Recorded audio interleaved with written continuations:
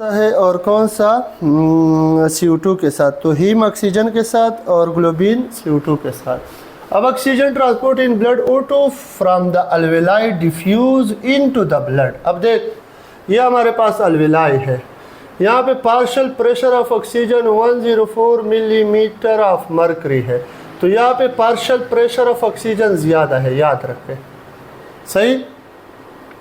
यहाँ पे क्या है, ज़्यादा है, तो जहाँ पे पार्शियल प्रेशर ऑफ ऑक्सीजन ज़्यादा होगा वहाँ पे हेमोग्लोबिन उसी के साथ एसोसिएट होगा। Then O2 enter in the RBCs and bind to haemoglobin, और हेमोग्लोबिन में भी कहाँ पे बाइंड होता है, हीम के साथ, ठीक, हीम के साथ बाइंड होता है। 3% of O2 is dissolved in plasma while 97% is bound to Hb oxyhaemoglobin Hb+4O2, तो ये रिएक्शन करके क्या बना लेता है, Hb4O2 ऑक्सी हेमोग्लोबिन इसको कहते हैं। The binding is reversible Hb+O2 Hb4O2,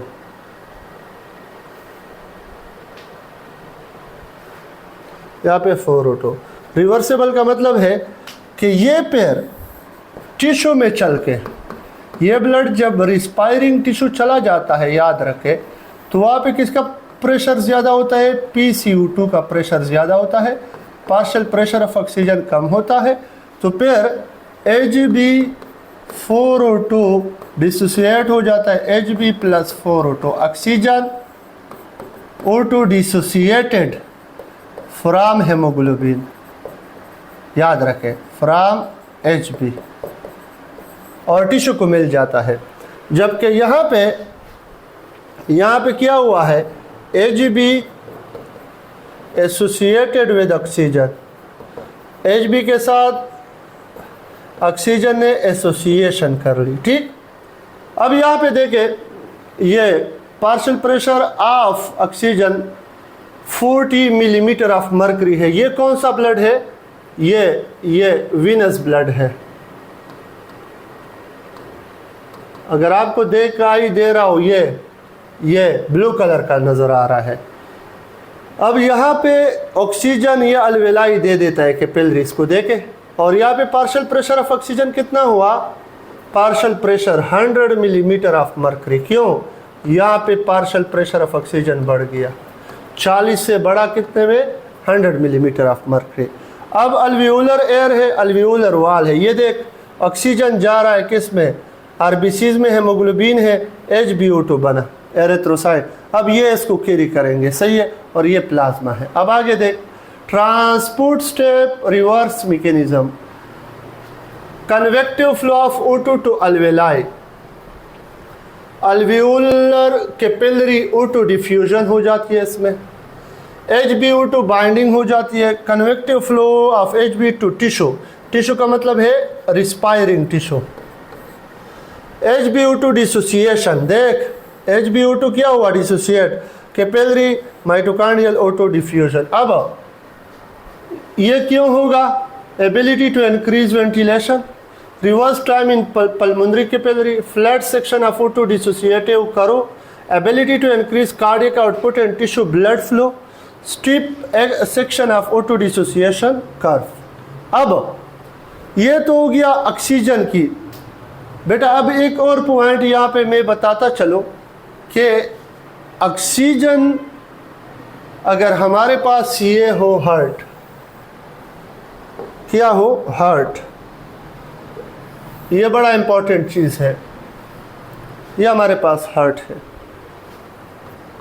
sample diagram बना रहा हूँ बेटा, ये आपके पास राइट आरिकल है, ये राइट वेंट्रिकल है, ये लेफ्ट आरिकल है, ये लेफ्ट वेंट्रिकल है। गौर से सुने, बहुत इम्पोर्टेंट है ये।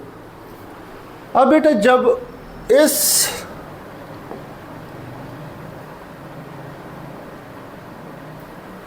से राइट वेंट्रिकल से ब्लड किसको आएगा, लंग्स को, ये लंग्स है, और इसको कहेंगे पल्मोनरी आर्टरी, ठीक। एस में DO2 ब्लड आ रहा है, इसमें कार्बन डाइऑक्साइड की मकदार ज़्यादा है, याद रखें। जब मकदार ज़्यादा है और यहाँ पे PO2 ज़्यादा है ना अलवेलाई में, तो ये ब्लड क्या करेगा, ये अलवेलाई को क्या देगा, ऑक्सीजन ब्लड को देगा और बदले में ब्लड क्या देगा, CO2 देगा। तो ये क्या हो जाता है, साफ़ हो जाता है, ऑक्सीजनेटेड हो जाता है और ये चला जाता है हार्ट को। देख O2 ब्लड किस में, पल्मोनरी वेन में चला गया, ये यहाँ पे आ जाते हैं लेफ्ट वेंट्रिकल में और यहाँ से एओर्टा के ज़रिए, आपको पता है एओर्टा के ज़रिए ये पूरे बॉडी में चला जाता है। अब देख ये पूरे बॉडी में हम दो हिस्सों में डिवाइड करते हैं इसको। ये आर्टीरियल ब्लड है, ये आर्टीरियल ब्लड है 100 ml ब्लड, आर्टीरियल ब्लड, और इसमें 19.4 ml O2 होगा। ये दो कंडीशन मैंने इसलिए लेके कि हमारे पास एक कंडीशन तो ये है रेस्ट में रिस्पायरिंग टिश्यू, बॉडी अगर रेस्ट में है तो क्या होगा, और एक कंडीशन ये है कि अगर रिस्पायरिंग टिश्यू एक्सरसाइज कर रहा है फिर क्या होगा। इसमें भी 100 मिलीलीटर ब्लड आ रहा है और इसमें भी आर्टीरियल ब्लड आ रहा है, ठीक है। अब कितना ऑक्सीजन ये डोनेट करेगा टिश्यू को, अब 19.4 यहाँ पे आया O2 आया और इसमें वीनस ब्लड होता है, इसमें ऑलरेडी यहाँ पे 14.4 ml O2 है। रेस्ट में रिस्पायरिंग टिश्यू में ऑक्सीजन की काफ़ी मकदार होती है, ठीक है। अब 19.4 माइनस 14.4, इससे आ जाएगा 5 ml O2। तो याद रखें रेस्ट में अगर 100 ml ब्लड आ रहा है तो रिस्पायरिंग टिश्यू को रेस्ट में कितना मिलेगा, 5 ml O2। ये एक MCQs हुई, कितना, 5 ml O2। अब यही इसमें आ रहा है, अब एक्सरसाइज में रिस्पायरिंग टिश्यू में ऑक्सीजन की कमी होती है, कितना होता है ऑक्सीजन, ऑक्सीजन रिस्पायरिंग टिश्यू में होता है 4.4 ml O2 होता है, 19.4 आया, ठीक है, ml O2 आया। अब इससे माइनस करो 4.4 तो कितना हो जाएगा, 15 ml O2। तो अगर एक्सरसाइज में 19.4 आ रहा है तो इसको कितना मिलेगा, 15 ml O2। अब एक्सरसाइज में क्यों ज़्यादा मिल रहा है, क्योंकि रिस्पायरेशन तेज़ होती है, एनर्जी की ज़रूरत ज़्यादा होती है और इस पर ग्लूकोज की ब्रेकडाउन के लिए ऑक्सीजन की ज़रूरत है। अब यहाँ पे एक और MCQs है कि अगर पूछा जाए कि रेस्ट के बजाय एक्सरसाइज में कितना गुना ज़्यादा ऑक्सीजन मिलता है 100 मिलीलीटर आर्टीरियल ब्लड से, तो ये 5 का ये 3 टाइम मोर O2 मिलेगा टू रिस्पायरिंग टिश्यू, मिलेगा टू रिस्पायरिंग टिश्यू। अब आप लोग कहें कि sir 100 ml blood 19.4 ml O2 लेके जाता है, ये किस तरह हुआ है, तो याद रखें कि 1 ग्राम ऑफ हेमोग्लोबिन कैरी कर सकता है, sorry 1 hemoglobin can carry 1.34 ml O2, 1 ग्राम, ठीक है, 1.34 ml O2, ये पॉइंट याद रखें। और एक haemoglobin molecule can bind with 4 O2 molecule, सही है। अब 100 ml ब्लड, इसमें 15 ग्राम Hb होते हैं, ये पॉइंट भी याद रखें। 100 ml ब्लड में कितने ग्राम हेमोग्लोबिन होते हैं, 15 ग्राम। तो अगर कोई पूछे कि 100 ml ब्लड, आर्टीरियल ब्लड कितना ऑक्सीजन कैरी करेगा, तो याद रखें अगर 1 ग्राम हेमोग्लोबिन में 1.34 ml O2 कैरी कर सकता है, 1 ग्राम हेमोग्लोबिन इतना कैरी कर सकता है, तो 100 मिलीलीटर ब्लड में कितना ग्राम हेमोग्लोबिन है, 15, तो मैं 15 मल्टीप्लाइड बाई 1.34, तो आपसे आंसर आ जाएगा 20 ml O2। लेकिन याद रखें ये 20 ml O2 आइडियल कंडीशन है और आइडियल पॉसिबल नहीं है, तो इसलिए 19.4 ml O2 ये नॉर्मली लेके जाता है 100 ml ब्लड। ये कैलकुलेशन इस तरह आया है, 100 ml ब्लड। ये कैलकुलेशन कैसे आया है? इस तरह आया है। Is it clear? चले अब आ जाए ट्रांसपोर्ट ऑफ CO2 को। अब बेटा देखिए इसको, हमने पढ़ा था कि ये डिजॉल्व CO2 है, ये प्लाज्मा है। फॉर एग्जांपल कितना जाता है डिजॉल्व CO2 में? 7%। सही हुआ? ये रिस्पायरिंग टिश्यू है और ये गैसेस एक्सचेंज एट लंग्स है। बेटा रिस्पायरिंग टिश्यू में CO2 किसके साथ मिलता है? हेमोग्लोबिन के साथ, क्योंकि ऑक्सीजन छोड़ देता है और वो हेमोग्लोबिन फारे हो जाता है तो CO2 के साथ, तो HbCO2 बन जाता है। अब HbCO2 ये 23% इस सूरत में जाता है, carbamino haemoglobin. HbCO2 carbamino haemoglobin. लेकिन ये जब लंग्स या अल्वेलाई में आ जाता है तो HbCO2 Hb प्लस CO2 में डिसोसिएट हो जाता है और CO2 अल्वेलाई क्या कर लेता है? एक्सहेल कर लेता है टू आउटसाइड एनवायरनमेंट। यह 23% तो हो गया क्या? Carbamino haemoglobin.